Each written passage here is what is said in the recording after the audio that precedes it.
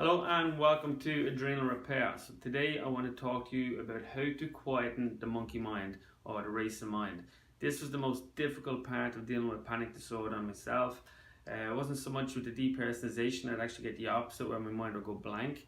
But with the panic disorder, I was kind of going in and out of panic attacks and DP. With the panic disorder, this is the common symptom. I'm sure you can relate to it, and it's very, very difficult to deal with. But it's where your mind's just going crazy, running a million miles an hour, and just spewing out all these scary thoughts.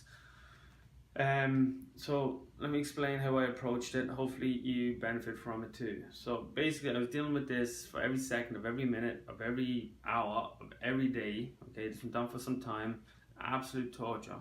Eventually I came across was Eckhart Tolle, his book A New Earth. I'm really sure it was A New Earth, and he mentioned that the mind wants you in control, and then it will sit happily in the background, okay, nice and quiet.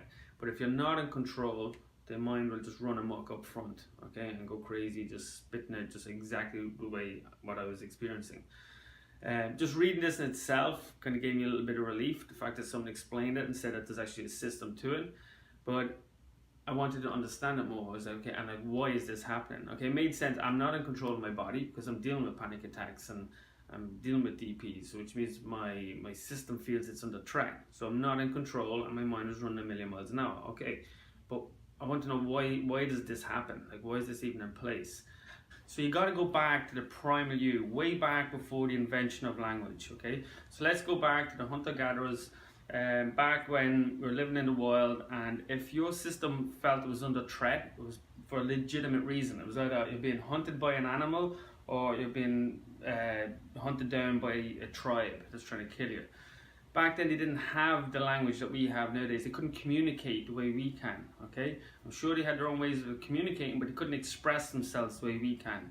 So back then they'd be dealing with whatever the threat is in the system. They'd feel the same feelings of fear, and they'd either fight back or escape the situation, okay? They'd just be running off feelings more so. We should head now into modern lifestyle with the invention of language. We don't have these threats around us, but our system is still wired the same way as it was way back then.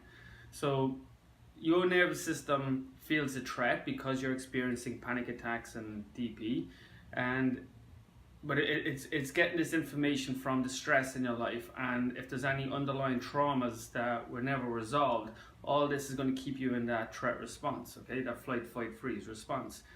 Now with the invention of language, because you're feeling scared, you're trying to make sense of it. Because, again, the threat's not around you, so you're trying to make sense of it. And there are all these scary thoughts to go with these scary emotions. And you end up like saying crazy things like, what if I hurt somebody? What if I jump out this window? What if I go crazy? Okay, it's just your mind's trying to make up sense. And then these thoughts are scary and it just escalates the situation and you become more scared. And we get into this vicious cycle. I did a video called Breaking the Fear Loop. Check it out if you haven't. And I talk about how to break this loop. But going back to these racing thoughts, and Eckhart Tolle, he said, if you're not in control, your thoughts are going to run wild. Okay, so you got to gain control again. And how do we do that? Lower the threat response in the system. Again, I talk about it in my videos. Check them out if you haven't. But we want to lower the stress levels, empty that stress bucket, and get to the underlying traumas that you might be dealing with.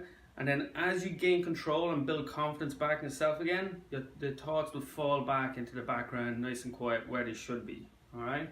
So don't be worrying, don't be focusing on the symptoms of these thoughts. I know it's a scary, scary feeling, but focus on the underlying cause. Get to the root of your stresses, the root of your traumas, eliminate that, build yourself back up again, and watch these thoughts just fall back into place, okay?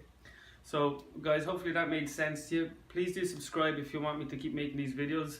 And also down below in the description, there's going to be a link to download a daily planner.